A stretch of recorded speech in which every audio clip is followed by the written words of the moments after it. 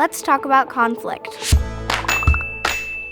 Me and my sister kind of fight a lot because we have to share a room, and sometimes she throws her books on my side, and I try to tell her that your books should be on your side, and then she just never really takes them back to her side, and we always get mad at each other. I was kind of mad and annoyed because she wouldn't take the books off my side, and I was trying to keep my side clean. My brother wanted to do the same thing as me, and I didn't want him to do the same thing as me. I felt bad, but then once we had both cooled down, we talked and we played peacefully-ish.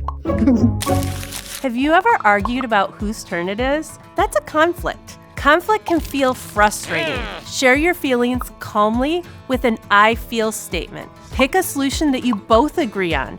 And remember, keep kindness first.